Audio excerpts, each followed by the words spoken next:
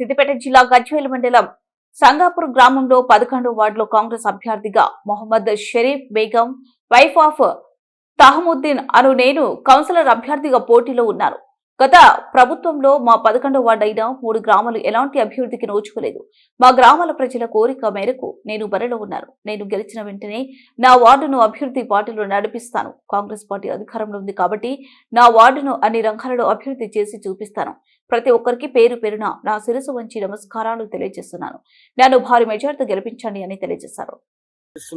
మా కొడుకుకు మా కొడలికి అత్యధిక మెజార్టీతో గెలిపించి రేపు మున్సిపాలిటీకి పంపిస్తే వీళ్ళ సమస్యలను తీర్చే విధంగా కొట్లాడి అన్ని విధాలుగా వీళ్ళకు ఆదుకుంటానని హామీస్తున్నాను. ఇంకోటి సమస్య ఏంటంటే మా విలేజ్లో భూములు తీసుకొని ఇక్కడ బ్రాహ్మణ బంజార్పల్లి మళ్ళీ లక్ష్మాపూర్ వాళ్ళకి ఇక్కడ తెచ్చి పాపం వాళ్లకు సచ్చేతందుకు కూడా భూమి లేకుండా చచ్చిపోతే ఏడ కూడా శ్మశాన వాటిగా లేకుండా చేశాడు.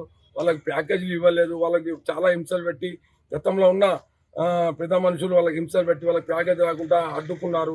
ఆ అడ్డుకున్న ప్యాకేజీలు ఏమైతే ఉన్నాయో పెండింగ్ అన్నీ మేము గెలిచిన తెల్లారి నుంచే ముఖ్యమంత్రి దగ్గర కొట్లాడి దానికి మా ఆంక్షారెడ్డి గారితో సమస్యలు మాట్లాడి తీసుకుపోయి నర్సన్నతోని మా ముఖ్యమంత్రి ద్వారా అందరికీ ప్యాకేజీలు అందేటట్టు అందరు కొట్లాడి ప్యాకేజీలు అందేటట్టు మేము హామీ ఇస్తాము.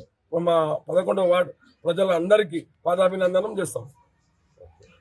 11వ వార్డు గ్రామ ప్రజలకు అందరికీ నా యొక్క మనస్ఫూర్తిగా నమస్కారము.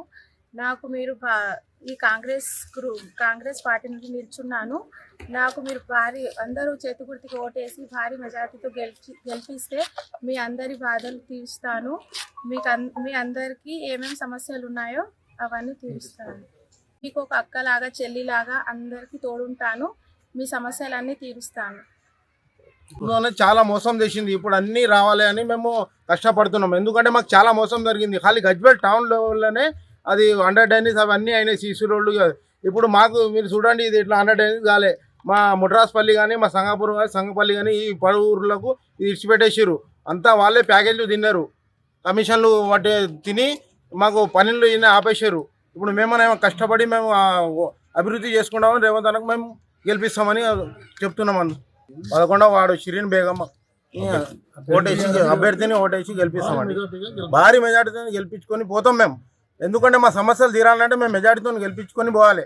బంజార్పల్లి కానీ లక్ష్మాపూర్ కానీ వీళ్ళందరినీ మేము సహకరిస్తాం. ఎందుకంటే మాకు కసి బాగుంది ఈ ప్రభుత్వం మీద, టీఆర్ఎస్ ప్రభుత్వం మీద. మేము గెలిపించుకొనే పోతాం.